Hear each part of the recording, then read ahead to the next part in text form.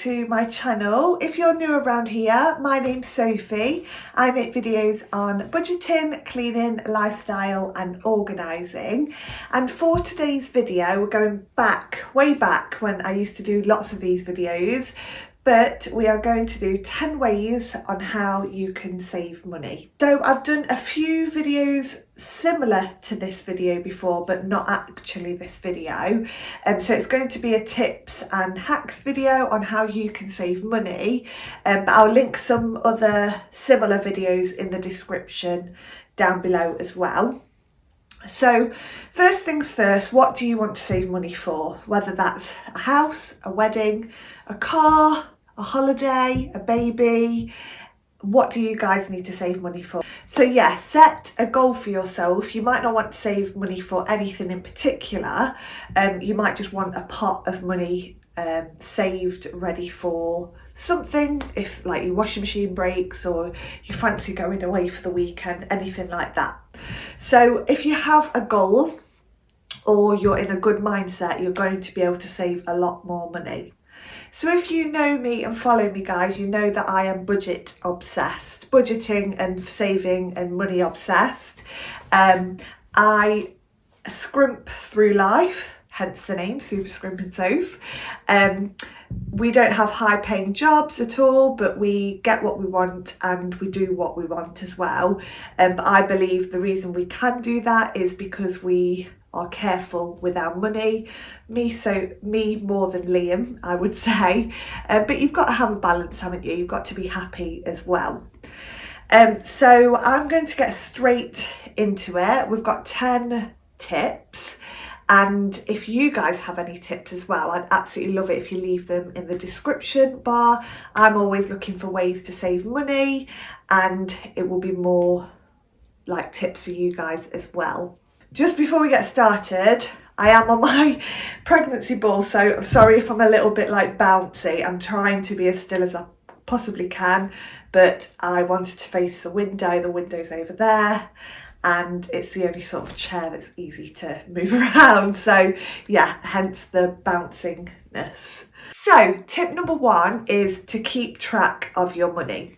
So this seems quite basic and you're like, well, yeah, of course I need to know where my money's going. But you'd be surprised with how many people just spend willy-nilly and don't really know how much they've got coming in and outgoings as well. So what I would say to do to start with, I do this, I do it on a document. I write down all of my income and all of my outgoings as well. So at the end of each month or end of each week, however, like how often you get paid, you will know what's coming in, what's going out and what you have left at the end of the month. And then with that lump, you can either budget to save it, budget to spend it, however you want to, whatever you want to do with that money. But this is a really, say you've got £100 left at the month, you could be like, right, I am going to save £50, spend half and spend £50. Or it comes to the end of the month and you actually haven't spent £50, so you pop it straight into savings. So just knowing where your money is going and how much you've got coming in really will get you in a good mindset and get you organised as well. So yeah, making sure you know exactly where your money's going, that will be a real big help. So a lot of these tips are quite basic, like I said, and you probably will be doing these already. But it's just, if you've clicked on this video, you obviously wanted to save money. So it's just like getting your focus back and thinking, oh yeah, like there is like things that I can do to cut spending and saving more. So yeah, which leads me on to number 2, and that is cut out takeaways and coffees. So this is a big down slippery slope for me and Liam. We love a takeaway, we love a on-the-go coffee, and there's nothing wrong with getting it as long as you've budgeted for it. So yeah, you can actually save hundreds of pounds a year by cutting out takeaways, and there's so many different things that you can cook nowadays to make like bakeaways or like a really posh meal that literally costs half the price of a takeaway or less. So yeah, just getting a little bit like inventive with cooking, I guess. And also takeaway coffees, get a travel mug. Like, this is the sort of thing that you could invest in to save money in the long run. That's another video I've got, which I'll link down below as well, things to buy now to help you save. A travel mug is such a good thing to have, because, and then like get some like nice coffee syrups to make those coffees a little bit fancier at home, and it will just stop you buying those coffees out. Okay, and tip number 3, really simple, but that's just start saving now. Don't put it off. What's the point? If you want to save money, start saving now. After this video, go check your bank account. If there's £10 you can put into another separate savings account, do it. Just start saving now. But what I mean really by this is piggy banks, saving pots, and like a thing called diddlings. I've mentioned this before on another video, but there's a thing we do with my family. One person's the treasurer, if you like, and each week we give the treasurer money and they bank it. They'll earn the interest because they've obviously been the accountant, if you like, but it just gets it out of your purse and into someone else's purse, and then you have it for Christmas shopping or a treat day with all your family, whatever you want to do with it. But that's such a good way of saving. So that's diddling. Is that a made up word? I'm not sure. Piggy bank, so the old fashioned piggy banks. Have you seen those tins that you can buy? I think you can get them from the pound shop, that you have to open with a can opener. They're really, really good, and I absolutely love this. I save one of these every year for Christmas shopping, and it really does help. Even if I save like £50 at the end of the year, it's £50. But I just put anything like 1p, 2p's, 5p's, any like sort of change that you're really not going to miss. Maybe not your pound coins, but also save one for your pound coins and you'll have loads of money by the end of the year. I don't actually know how many pound coins those tins hold, but a piggy bank's a really good way of saving those odd bits of change. Even if it's £10, it's £10 more money than you would have had at the end of the year, say. And then savings pots. What I mean by this, on most bank accounts now, you can have like a savings account or a savings pot. I bank with Monzo and I have this, and you can have as many pots as you want. Monzo is such a good account. I'd really recommend it because it does like loads of statistics and figures of how much you spend and stuff like that. It's also free to have. But you can customize your pots and like put pictures on, and so you could have like a holiday picture and be like holiday. And yeah, I just love having different pots for different things rather than one gigantic pot that you're saving for 5 different things, like your house, your wedding, your phone, whatever. So yeah, piggy banks, pots and diddlings are the way to go, and start saving now, guys. Don't know why I just did a little click thing. Anyway, we move. Okay, that leads me on to tip number 4, which is declutter and sell. You guys know I love to declutter. My job is a professional organizer, so I love getting rid of stuff. It's like a passion of mine. So once a month or once every 3 months, declutter your wardrobe, declutter your kitchen cupboards, declutter your house, declutter your shed, your garage, your bathroom, anything, and sell it. Sell the stuff that you don't need. I always think, have I used this in the last 6 months? If no, you clearly don't need it. So yeah, declutter and sell. You can sell on things like eBay, Vinted, car boot sales. There's all sorts of ways that you can sell unwanted stuff that you don't need anymore. If I think of any other like websites and stuff, I will link them down below. But eBay and Vinted are the ones that I use, and I think you can make lots of money off this. Okay, and tip number 5 is see if you can cut back on your bills.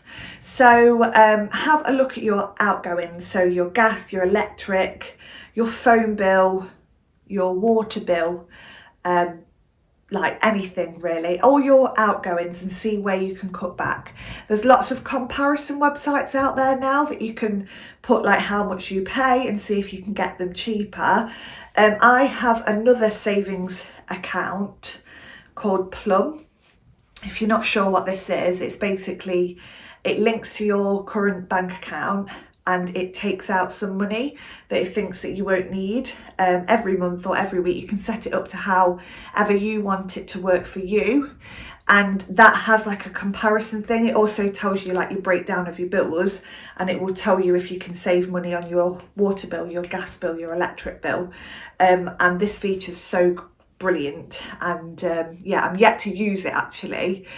We need to look at our bills in the next few months and see if we can sort of make them cheaper. So yeah, you could be saving hundreds of pounds a year again by doing this. Some people think it's a big task, which I agree with. It's one of them things that you put off to the back of your head.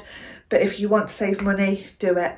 Have a day where you're like, right, I'm going to sit down, save now, cut my bills, get some meal ideas ready for a takeaway night. So yeah, just things like that, small little things that you can help save you money in the long run. Okay, and number 6, which is a really good one, and I probably should have put this at the start, but that is to pay your debt off first. So when I say start saving now, let's put the debt one before that one, and that is if you have a credit card, a loan, or any sort of debt that's lingering in the back of your head, pay it off before you save. Because really, what is the point in saving money if you have a big debt? So say you've got a credit card with £500 on, pay it off before you save, because you'll be paying interest on this credit card. You might not be, but it makes sense to pay off that debt before you save. And a free, like, no debt mind is the best mind. So, and you'll be in a better mindset once your debt is all paid off. So yeah, I would clear your debt first before you save anything. Okay, and number 7, it's another food one, and that is meal plan and batch cook. You guys know I'm obsessed with this, but meal planning can literally save you hundreds of pounds a year, and it can save you a lot of food waste as well. Just emptying your freezer, going through your freezer, you probably have so many meals in there that you don't even realise, and planning your meals around the stuff you have in your house before you make your food shopping list to go shopping. Making a list really does help save as well, and it will just stop you buying those unwanted things not unwanted, but unnecessary things in the supermarket when you're doing your food shop. And then batch cooking's a really good one as well, because on those nights when you just want a takeaway, you know you've got a meal in the freezer, just take it out, defrost it, or sometimes you can cook them from frozen. It depends what they are, but that's such a good saving tip, and it really has saved me a lot of money in the future and hassle. And it's just so easy when it comes to dinner and you've got a dinner made for you. And also, like, going back to the meal planning tip, it saves you the stress of coming home from work and be like, oh, what do I cook for dinner? You already know. You've probably taken your chicken out your freezer to defrost for that meal that night or whatever. So yeah, meal planning and batch cooking is a good saving tip. Okay, and number 8 is free days out and like date night ideas. So you and your husband or your partner or your friends get together, put loads of ideas in a jar of what you can do that is free, and there'll be hundreds, like so many different things. For instance, going on a walk, having a movie night, having like a cooking night, have I said film night? Yeah, there's loads. Sorry, I'm really hot. My brain's going overload. But yeah, get together with your friends and put everything in a pot, and then pick out one at a time to stuff that you can do as a family or with your friends or your husband or your partner, anyone like that. Yeah, there's, like I said, there is hundreds of things that you can do that cost nothing, and you don't even need to leave the house to have a good time, guys, I promise you.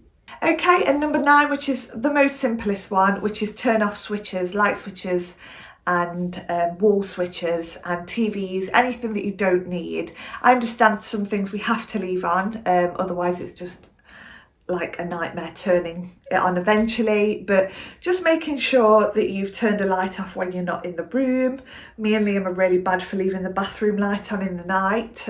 We need to start doing that, but it'll just save so much money on your electricity bill. But yeah, like I said, that's quite basic, but sometimes you just need oh yeah, I need to do that. Even if it saves me £1 a month or something, that's £1 a month in your purse. Okay, and my final one is tip number 10, and that is try a no spend weekend challenge. Now, last year, I think it was, I did a lot of promoting this. I absolutely love the no spend weekend challenge, and you can save so much money by doing this. And sometimes if you do a weekend of no spending, it might lead you on to the next week of no spending, and before you know it, you've done a whole week of no spending, which is great. But yeah, I've got a video with ideas what you can do on a no spend weekend. I'll definitely link that one below.